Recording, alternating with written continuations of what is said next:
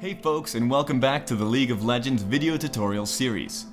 Today we're going to talk about the period between champ select and the first few minutes of the game. A lot of people use this time to catch up on their emails, the forum, their homework, TV, or whatever they like to do while they're waiting to play League. Unfortunately, this is one of the most important times of the entire game. So the next time you begin a match, look at the screen and ask yourself some questions. Does the other team have a good blend of damage types? If not, this is a key weakness that you're gonna want to spot early on. Who are you laning against?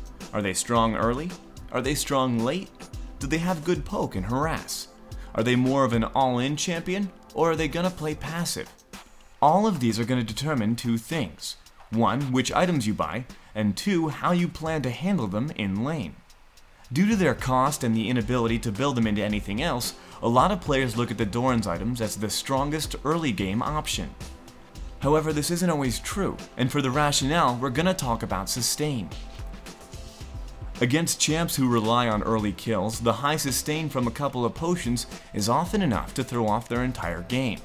With proper planning, you can avoid most of their aggression by hanging back during the first wave or two, and then healing back completely if they do happen to get some damage on you. This strategy is doubly effective against champions who are reliant on a finite amount of mana to deal their damage. Conversely, Doran's shield and Doran's blade offer strength, but paired with some long-term survivability, while Doran's ring with its lower price falls somewhere in the middle.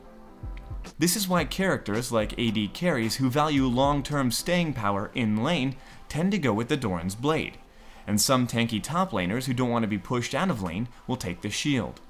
Do their summoner spells give a good idea of strategies before going into the game? Is anyone missing flash? If so, they should be a key target for the jungler. Did one of their lanes take teleport? Well, you might want to watch where the wards go, or be prepared to clear them. Exhaust, barrier, and heal will all be used to bait you into a bad situation, so know when they have them, and you shouldn't make a mistake. Finally, how does your level 1 match up against theirs? Are they going to try to invade? Should you try to invade them?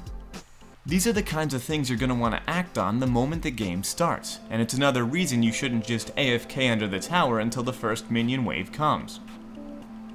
With the availability of wards, there's no reason not to get early sight on the jungle choke points, and if you manage to coordinate your team, you may make some game-winning plays before minions even spawn. Some final advice. Never select your first ability until the moment you need it, and get comfortable using the keyboard hotkeys to make the selection.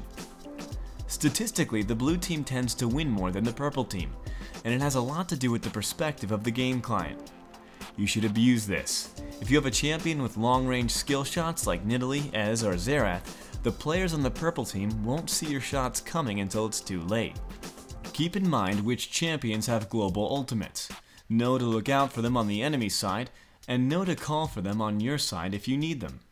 If the worst does happen and you end up in a solo lane against a hard counter, you may want to look into a lane swap. Unfortunately, in solo queue, you might have a hard time convincing your allies to go along with it, but that doesn't mean you shouldn't try. And if you haven't yet, you should move your chat near the map. This is TheBloodyAugust saying, trust me on this one.